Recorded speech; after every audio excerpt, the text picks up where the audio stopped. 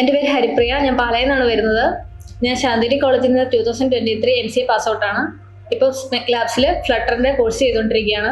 ഫ്ലട്ടറിൽ ഞാനിപ്പോൾ ഒരു project complete ആക്കി. കരിക്കുലം കോർണർ എന്നാണ് പ്രൊജക്ടിന്റെ പേര്.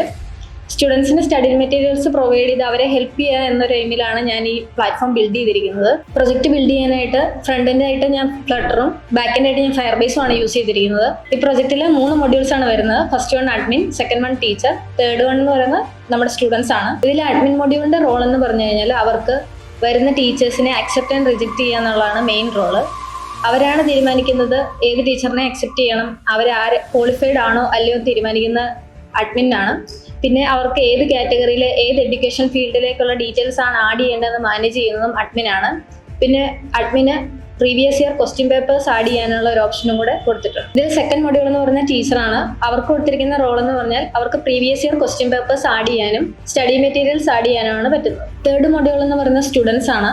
സ്റ്റുഡൻസിന് ടീച്ചേഴ്സ് ആൻഡ് അഡ്മിൻ ആഡ് ചെയ്തിരിക്കുന്ന പ്രീവിയസ് ഇയർ ക്വസ്റ്റ്യൻ പേപ്പേഴ്സും സ്റ്റഡി മെറ്റീരിയൽസും കാണാനുള്ള ഒരു ഓപ്ഷൻ കൊടുത്തിട്ടുണ്ട്. അത് മാത്രമല്ല അവർക്ക് ആവശ്യമുണ്ടെങ്കിൽ സ്റ്റഡി മെറ്റീരിയൽസ് ഡൗൺലോഡ് ചെയ്യാനുള്ള ഒരു ഓപ്ഷനും കൂടി ഉണ്ട്.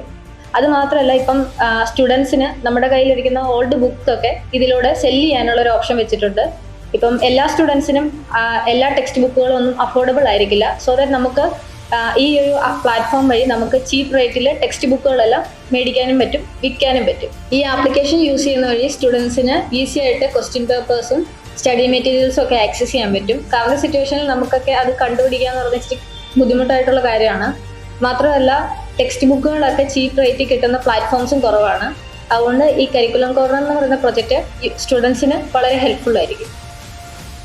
Join Smec Labs. We empower your career for future.